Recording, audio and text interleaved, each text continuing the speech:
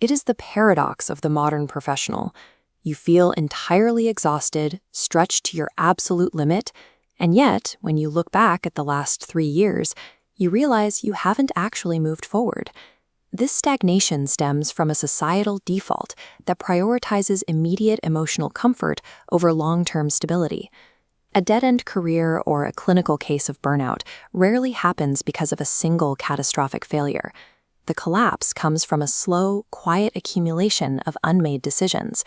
When you dodge a hard conversation, ignore a mounting debt, or delay a necessary risk, you pay the friction tax.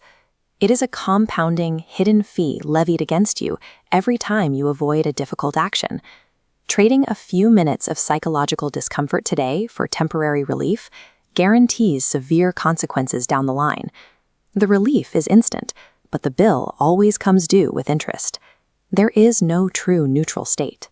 Avoiding a difficult decision is an active, deliberate choice to embrace stagnation. To reverse this, we have to stop looking at these behaviors as emotional shortcomings. We need to evaluate our life choices strictly as a mathematical investment of time and energy. Evaluating these 10 common mistakes requires measuring the upfront friction of a fix against its long-term return on investment. This chart measures exactly that. We plot the initial friction or effort of a specific action against the long-term return it generates. Down here is the danger zone. These are behaviors that require zero upfront effort, like ignoring a problem or buying something you don't need, but they quietly bleed your resources, yielding massive negative returns over time. Up here is the target zone. These actions demand a heavy upfront toll of sweat or anxiety, but they generate exponential, compounding positive returns. By mathematically mapping our common behavioral defaults on this grid, we can locate exactly where you are bleeding resources.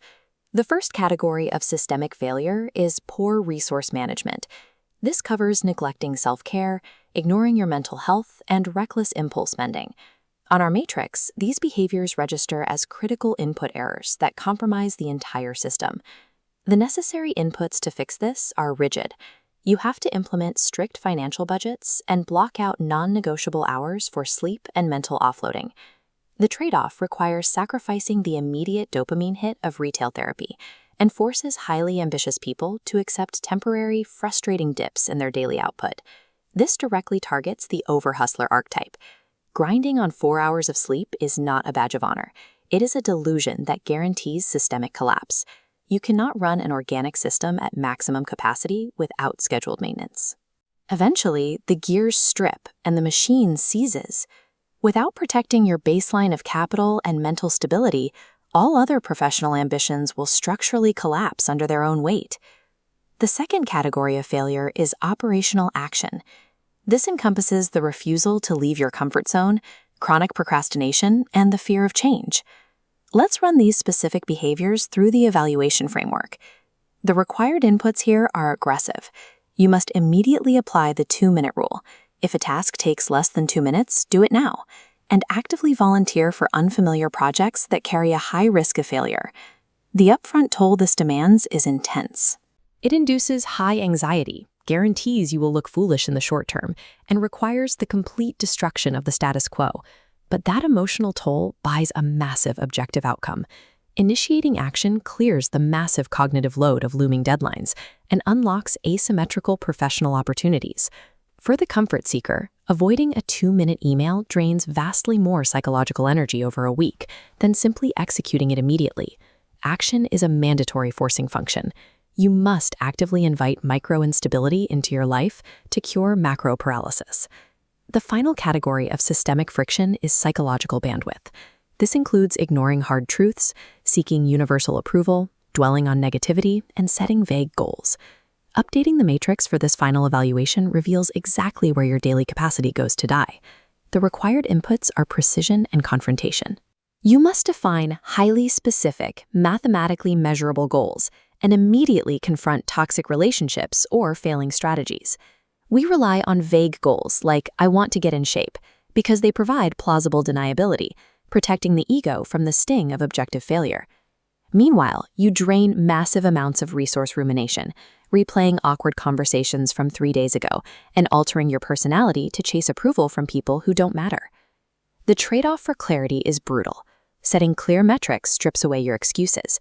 If you miss the mark, you must face the stark reality of your own shortcomings.